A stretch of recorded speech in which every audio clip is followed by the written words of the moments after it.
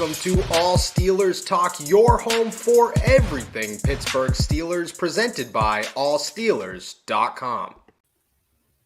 Ladies and gentlemen, it is day 4 of the NFL Combine. Yours truly, Donnie Druin, joined alongside by Derek Bell out here in Indianapolis. Noah Strackbein on his way back home to the Berg after 4 days of phenomenal coverage for allsteelerstalk.com. Before we get started, go ahead, drop us a follow on Twitter at SI_Steelers, and give us a follow and subscribe on YouTube, All Steelers Talk, and go ahead and give us a like and follow on Facebook as well.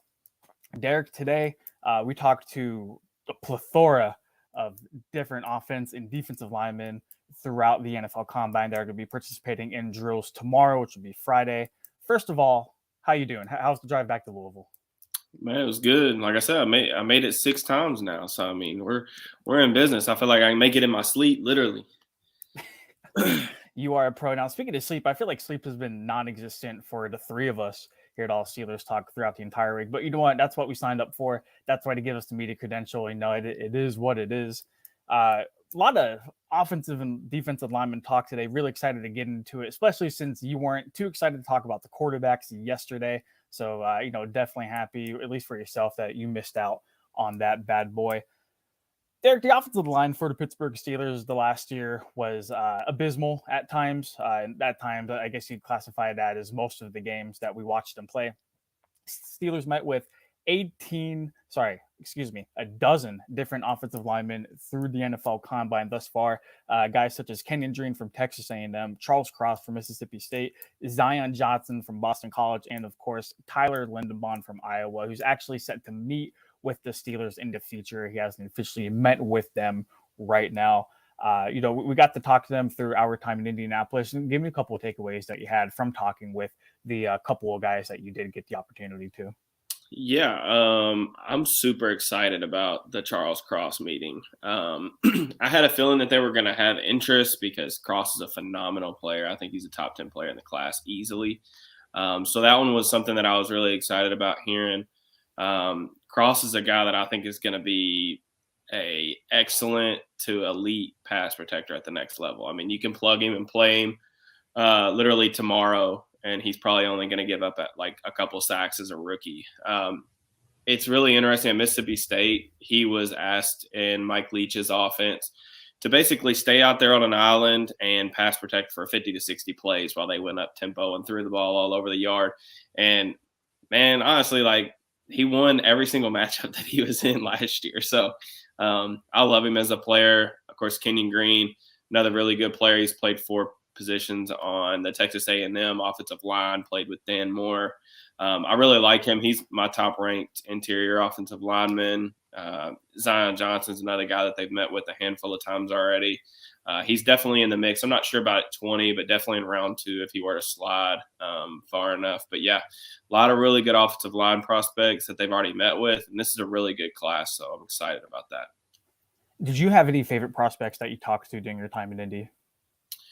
Yes. I was excited to talk to Cross, but I only got a couple questions in because the freaking podium was crazy. Yeah. The guy who I probably talked to the most was a guy that I loved his film was Tyler Smith from Tulsa. I love me some Tyler Smith. I think this notion that he's a guard or that you need to put him inside is silly. I would let him develop those tools and traits. If he were to go somewhere in round 2 where he doesn't necessarily have to play right away, that would be ideal. He's a little bit of a work in progress, but he's a nasty run defender or run blocker. I'm sorry. He's a nasty run blocker with all kinds of tools and flashes and pass pro. He's met formally with the Steelers. I was really excited about that because that was a big question for me. He called Mike Tomlin a legend, so he was really excited about his meeting with them. And I actually caught up to him after his interview, too, and talked to him a little bit more about the Steelers. And said he got a really good vibe from the meeting. So we'll have to wait and see on that. Really good vibes indeed. And Derek's just kind of looking at the Steelers offensive line right now.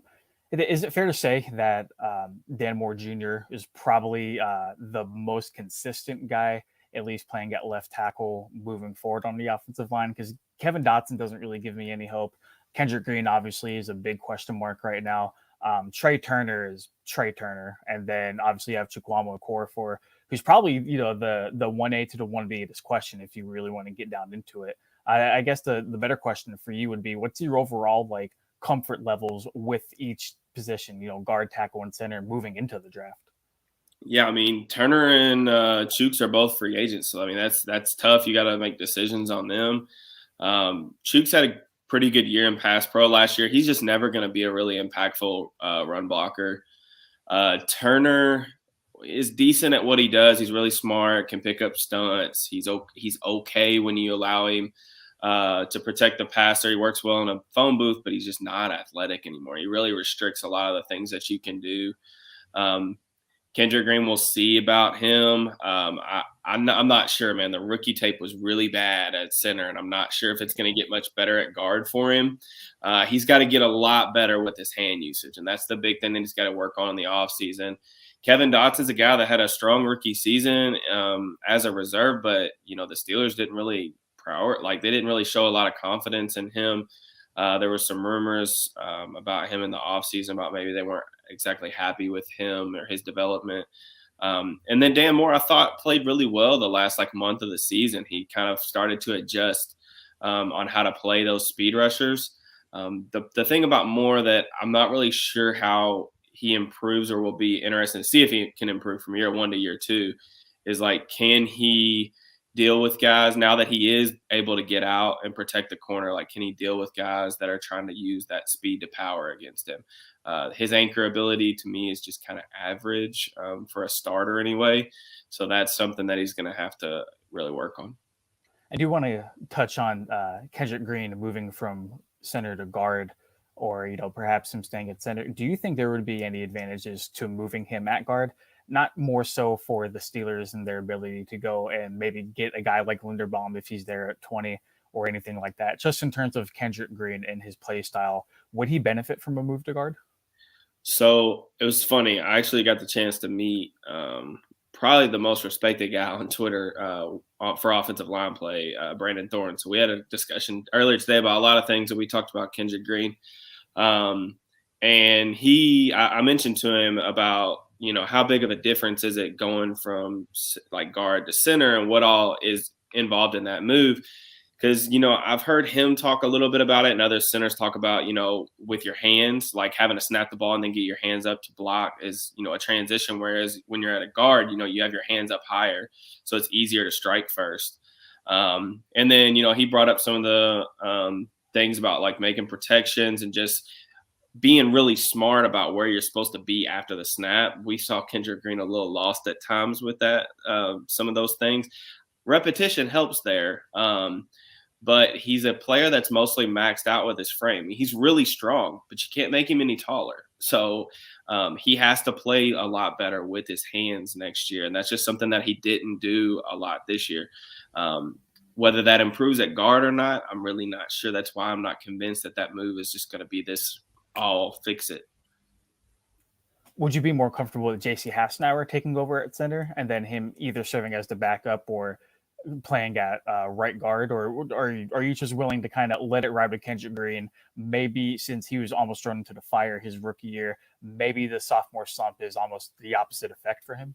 Yeah. So I don't think Hassenauer is very good either. But that tells you though, because when Hassenauer got put in the lineup last year, the offensive line played better collectively, which the thing about offensive line play is you can't have any tomato cans. You don't need superstars at all 5 positions, but if you have 1 or 2 really, really bad players, defensive coordinators are good ones at least that can draw up pressures, will attack the hell out of that one player. So that's something that you can't have. Now, as far as how they go about it, Linderbaum's an option.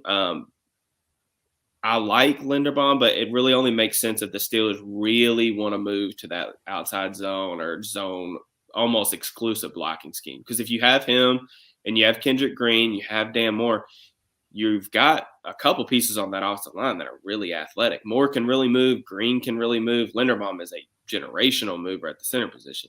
So it makes sense in that aspect. But I think probably my favorite thing for them to do would be grab a veteran free agent center to where they don't have to reach, or they don't lock themselves into having to take Linderbaum or having to keep Kendrick Green at center for next year. Grab a vet center that knows how to play, is a proven guy.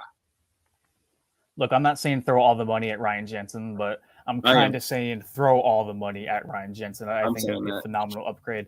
I did want to touch on something you brought up that was really interesting, though, because when you look at Kendrick Green and then Kevin Dotson and then Dan Moore on the left side of the offensive line, that was kind of the promising part of the offensive line moving forward.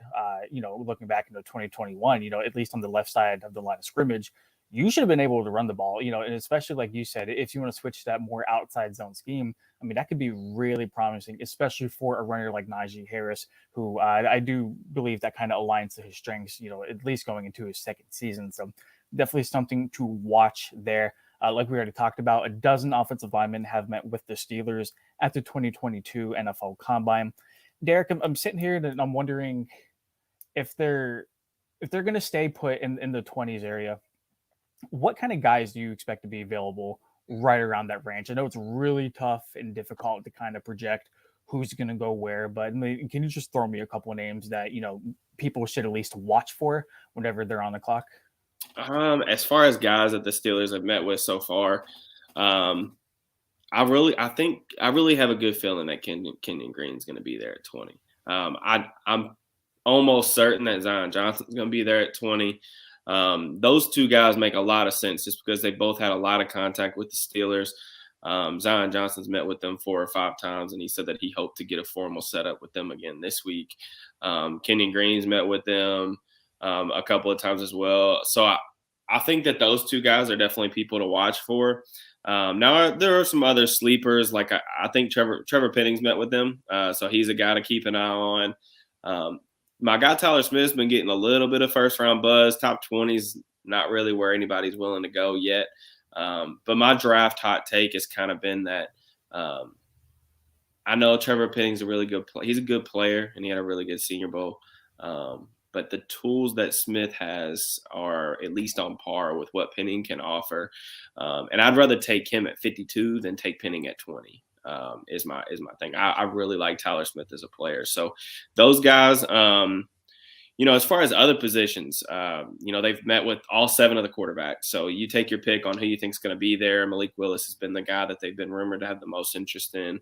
And then like a kind of a sleeper kind of pick, maybe a guy like Garrett Wilson.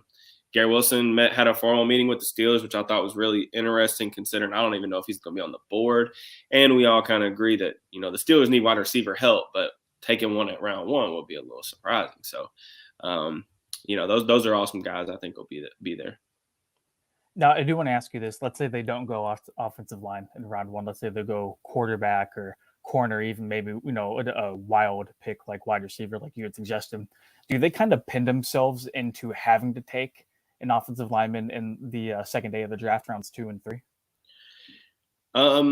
They may feel that way, or they may not. But I will say this about this offensive line class. It's really deep. So, there's guys that are going to be available to them even starting in round 3 that are really, really good players. And I think that that's what makes this draft good for them is a lot of their needs, which they have a lot of them.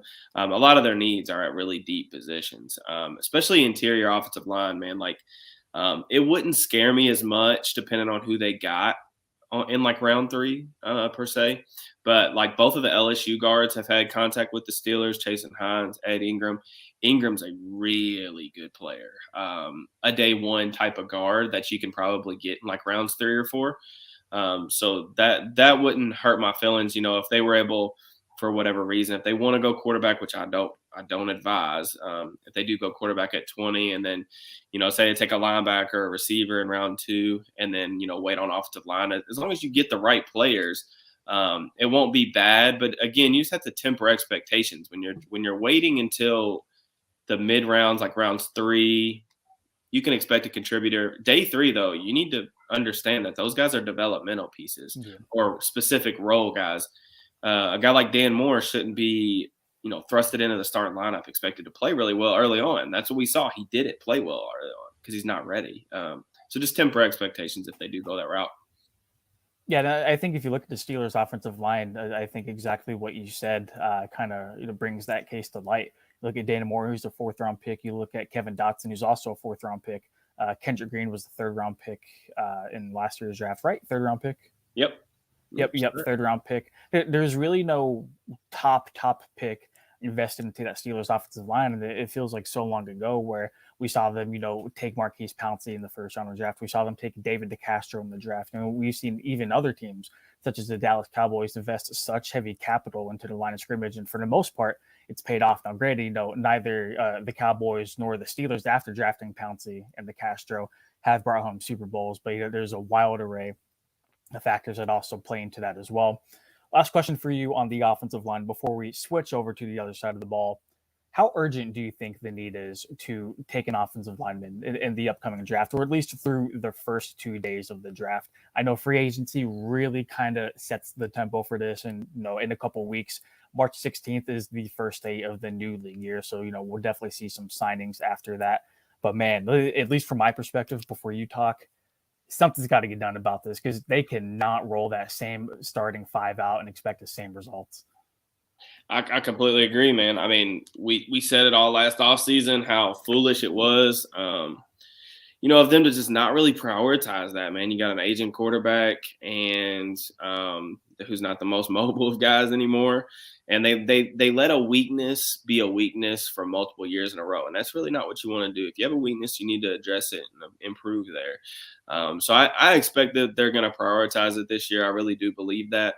Now, that doesn't necessarily mean that that's going to be the first round pick, but I really do believe they're going to come away with an offensive lineman in the first 3 rounds.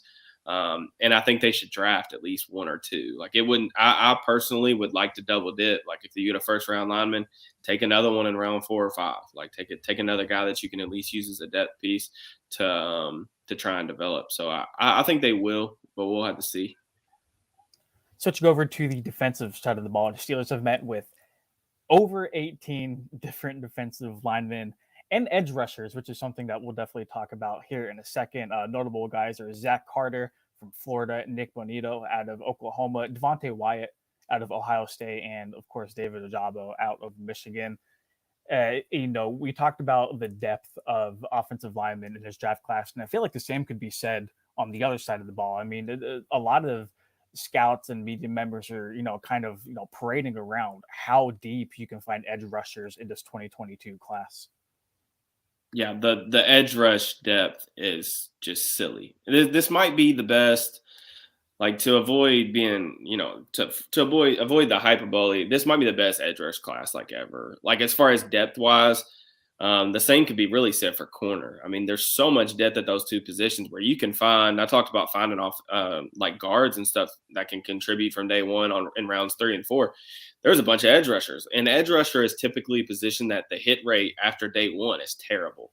Yeah. But there's guys on day 2 and day 3 of this draft that I would bet on being good players at the next level. So, defensive line doesn't quite have that same depth, I don't believe.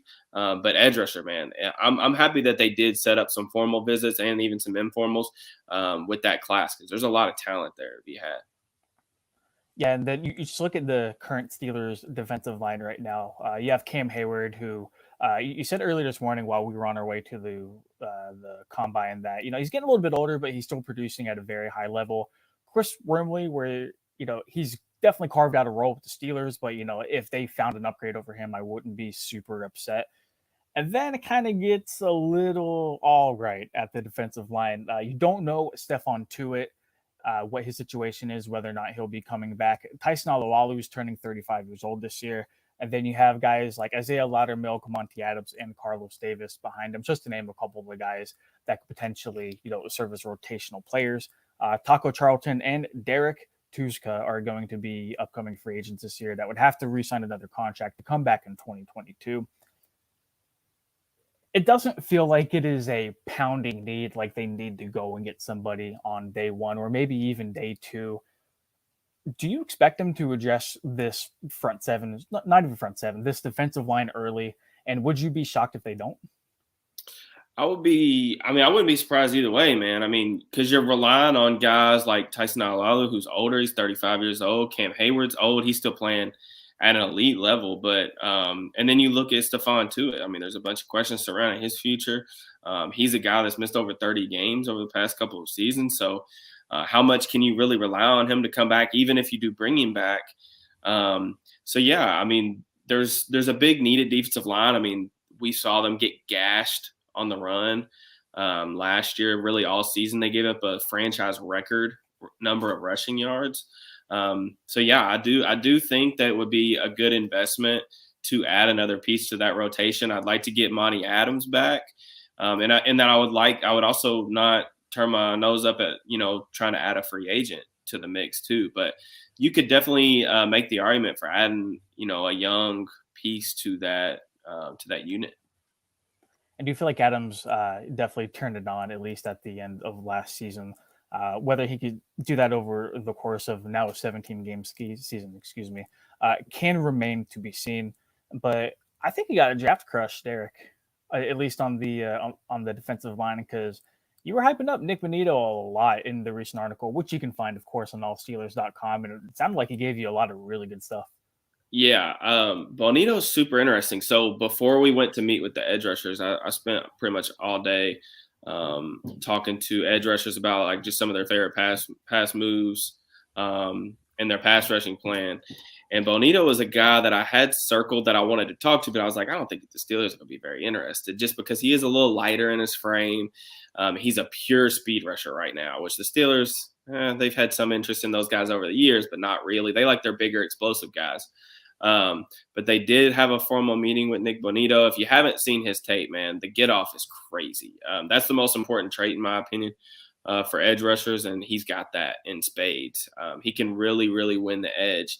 So he's an interesting fit. And then on the flip side of that, kind of the polar opposite type of player, Myjai Sanders from Cincinnati, they had a formal visit with him as well. Sanders is also a really good fit in a 3-4 as an outside linebacker, but he's a completely different player in that he's really technically refined and does a really good job using his hands to his advantage, good grip strength, really refined player with that slight frame of his. I asked a bunch of offensive linemen 2 days ago who the toughest player to block was, and the overwhelming favorite was Myjai Sanders. I think 5 of them said his name. So he's really well respected in Indianapolis for sure. Are you at all concerned about the depth at the outside linebacker position? Because after TJ Watt and Alex Highsmith, there's really not a whole lot there. And I feel like it's kind of been that way for a few years now, even going back to whenever Bud Dupree was still playing in Pittsburgh. Obviously, they tried to go and get Melvin Ingram. Melvin Ingram wasn't really having the role that he had in Pittsburgh. Kind of forced his way out.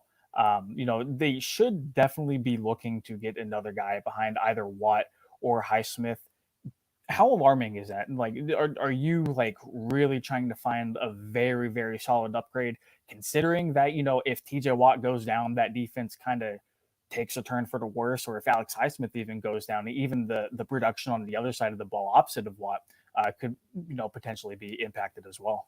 Yeah, you'd love it. I mean, Watt's a superstar, and Alex Highsmith's a really solid player across from him, but not much depth behind him, and pass rushers are in high demand. I mean, we're going to see an incredible number of edge rushers go in the first round. Like, I think 7 or 8 guys could potentially go in the top 32.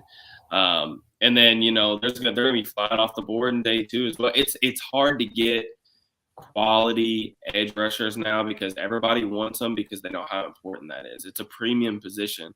It's not like it was, 15, 20 years ago where the Steelers were able to turn defensive linemen into stand-up outside linebackers, and they were the only ones doing it at the time. Everybody wants those guys now. So I mean, ideally I would love to, especially with how deep this class is. Do you have any favorite prospects you would love them to go grab, or any guys you're kind of circling to maybe see if the Steelers show up at their pro day?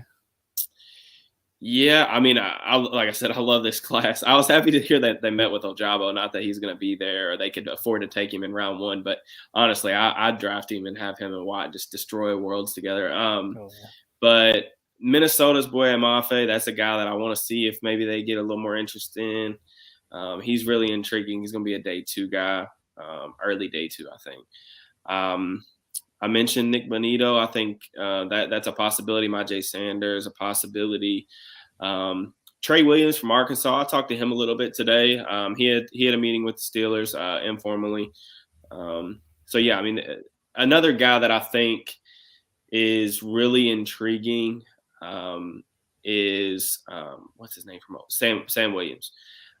He had a game against Cross and Mississippi State that was really impressive. He told me today that in the first half they were asking him to just contain off the edge because they didn't want their quarterback to get out in the pocket. And then I noticed that he played way different in the second half. For one, they moved him away from Cross, which that's fair. But he was destroying their right tackle. I mean, they were trying to chip him. They were trying to leave a tight end in. He was everywhere. I think he had like 5 pressures or something like that in the second half alone. There's some off the field stuff there, but as far as like a talented day 3 guy that could be a star, Sam Williams is that guy. I'm a big believer in his talent level. So edge rushers, I've always been told, are kind of like the new cornerback. You can never really have enough of them, especially in a league where, you know, how it's set up today. Moving forward, though, and almost returning to the interior of the defensive line, let's say they don't address, you know, any of the, you know, defensive, tackle or, you know, even the other positions along the D line. How confident are you in a guy like Loudermilk? Because he's more of a versatile guy. It looks like the Steelers really like him. They liked him whenever they drafted him, and he did get some time down the stretch whenever some guys were banged up. Heading into year 2, obviously, it's going to be a big year. He has that year of experience now underneath his belt. He was, a later pick in the draft. Organization seems to like him a lot. Are you confident enough in him to, maybe roll the dice on him should they need him? Yeah, I mean, I wasn't a fan of Loudermilk's tape, and then I was really surprised they traded back into the draft to get him as early as they did last year. But Loudermilk had a solid rookie season, man. I thought he needed a complete redshirt year. He needed to get a lot stronger, a lot bigger, kind of fill out that huge frame of his. But he held up really well against the run. I'm not sure that I see a starting level like 3-4 defensive end in terms of like pass rushing ability, because I don't know.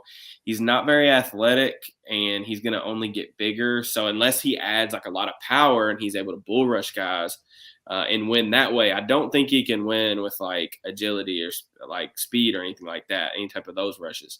But he's a solid player, man. I mean, I think like with him being your 4th or 5th defensive lineman, I think you feel pretty good about that after having a year of experience where he played a ton. Most definitely. And wrapping up here on all Steelers talk, Derek, I'm actually going to put you on a spot right now.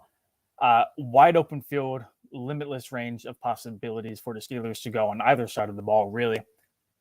Who's one prospect you're hanging your hat on? Like the absolute guy you're banging your fist on the table for in the war room for the Steelers to draft. Doesn't matter what round, doesn't matter, if they have to trade up or trade down for him. Who's your guy that you really want the Steelers to leave with in the 2022 NFL draft? Yeah, so I'll give you one for every round. How about that? Ooh, yeah. I'll do the first 3 rounds because I'm not going to sit here and talk forever. One is Andrew Booth at 20. If he's there, run it to the podium.